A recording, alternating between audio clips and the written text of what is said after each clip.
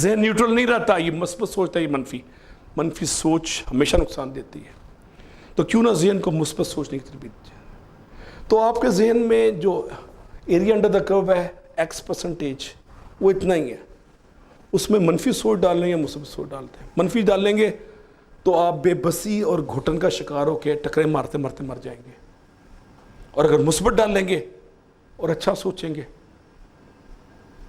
ترقی پیچھے بھاگنے لگ جائے گی، شادمانی پیچھے آئے گی، کامرانی آوازیں دے گی، کدھر جا رہے ہو؟ I'm here.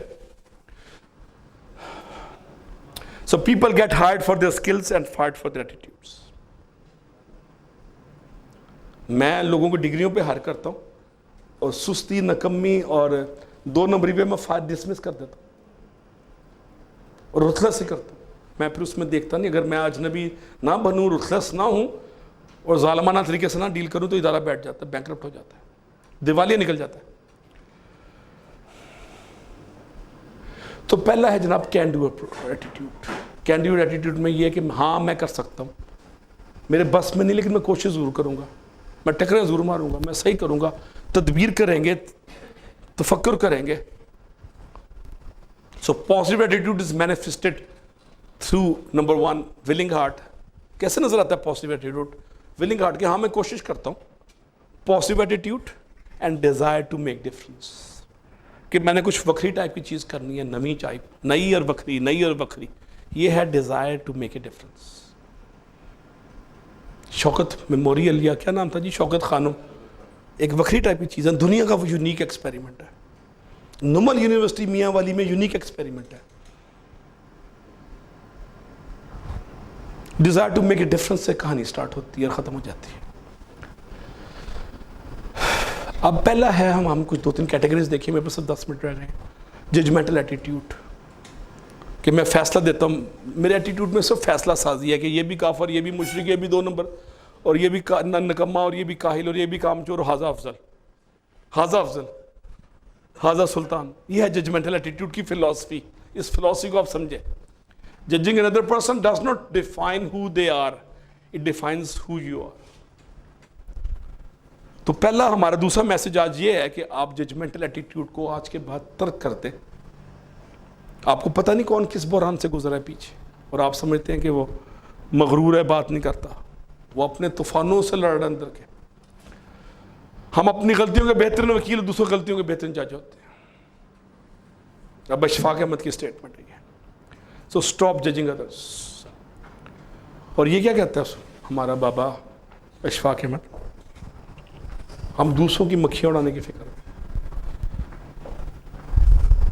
Catching and complaining attitude, پکڑنے والا. سب سے قابل نفرت وہ شخص ہے جو لوگوں میں عیب تلاش کرتا ہے. اور حضرت علی کا فیمس قول ہے کہ کسی کا عیب ڈھونڈنے والے کی مثال اس مکھی کی طرح ہے جو سارا صاف جسم چھوڑ کر صرف زخم کے اوپر بیٹھتی ہے تاکہ اذیت ہو اس پہ. عیب نکالنے کی کوشش والوں پہ نیگیٹیولی ڈسکریج فرمایا حضرت علی نے. بڑوں کی غلطیاں پکڑ کر بھی چھوٹا آدمی چھوٹا ہی رہتا ہے. یہ بھی بڑی سمپل سی اسٹیٹمنٹ ہے لیکن اس میں بڑی گہرائی ہے. بڑوں کی غلطیاں پکڑ کے بھی چھوٹا آدمی چھوٹا ہی رہتا ہے. اب حضرت علی کا ایک کال پڑھتے ہیں. Worst of our fault is our interest in others people's fault. ہماری سب سے بڑی برائی کیا؟ دوسروں کی برائیوں کو ڈھونڈنا سب سے بڑی برائی ہماری ہے. غالب کا بڑا مشہور شعر ہے، روک لو اگر غلط کرے کوئی، بخش دو اگر خطا کرے کوئی. تو درگزر تو ہمارے دین متین کا انٹیگرل پارٹ ہے، درگزر کرنا. آنکھیں بند کر لینا دوسروں کی کمزوریوں سے، نہ کہ پکڑ کے پگڑی اچھالنے کا سلسلہ. چوتھی کیٹیگری ہے ہمارے پاس ایروگنٹ ایٹیٹیوڈ، متکبرانہ رویہ. متکبرانہ رویہ کہ ہاذا افضل، باقی سارا چور ڈاکو. ڈونٹ فیڈ دا. یہ لوگ ہوتے ہیں جو ایروگنٹ ہوتے ہیں، ایگوئسٹ ہوتے ہیں. یہ اپنی ایگو کے بت کو اتنا بلند کر لیتے ہیں کہ اپنی ذات کی خود ہی پرستش شروع کر دیتے ہیں. یہ لوگ ایگوئسٹ لوگ اپنی ذات کی خود پرستش کرتے ہیں. یہ خود پسند ہیں، خود پرست ہیں، اور میں کے علاوہ بات نہیں کرتے. پنجابی کا شاعر جو بلے شاہ ہے، اس کے شعروں کا ترجمے میں مجھے صرف ایک مصرع یاد آ رہا ہے اس وقت. کہتا ہے پہلے اپنی میں مکا. میں مکانا مسئلہ سب سے بڑا. اب میں اپنی میں مکا. اب حضور پاک حضرت علی کا ایک میسج اور ہے. بلندی کو اللہ پاک نے عاجزی لفظ اجازی نہیں, عاجزی اور انکساری میں رکھ دیا. لوگ اسے تکبر میں تلاش کرتے ہیں بلندی کو. اور آپ نے قرآن پاک کی وہ آیات کا ترجمہ پڑھا ہوگا کہ زمین پہ کٹ کے مت چلو. حضور پاک کا کیا حکم ہے جی؟ اگر جھک جانے سے نیازی اختیار کرنے سے تمہاری عزت گھٹ جائے تو قیامت کے دن مجھ سے لے لینا. کمال ہے. سبحان اللہ کہتے ہیں جی. ماشاء اللہ. اللہ آپ کو ترقی دے اور اللہ اس حدیث کی اتباع کی جرت بھی دیتے ہمیں. ہمارے اندر گھس جائے یہ حدیث کی اتباع کا جذبہ. اگر آپ میں سے ایک میں بھی گھس جائے تو میں سمجھتا ہوں میرا آج کھڑا ہو جانا پورا ہو گیا. آدم کے کسی روپ کی تحقیر نہ کرنا. پھرتا ہے زمانے میں خدا روپ بدل کے. اب یو ڈونٹ نو کہ خدا اس کے دل میں دھڑک رہا ہو, موجود ہو, ہمیں نہیں پتا. ہم تو پتھروں کے اندر ڈھونڈ رہے ہیں نا خدا مکہ مدینہ میں جا کے. ہو سکتا ہے وہاں ہو سکتا ہے غار ہرا میں ہو. لیکن میرے اندر کا انسان کیا کہتا ہے کہ کمزوروں کی آہ کے پیچھے خدا کے پاس. ڈائریکٹ جو حدیث بھی ہے اس پہ کہ کمزور اور مسکین کی آہ بغیر کسی رکاوٹ کے سیدھی میرے پاس ساتویں آسمان پہ آتی ہے.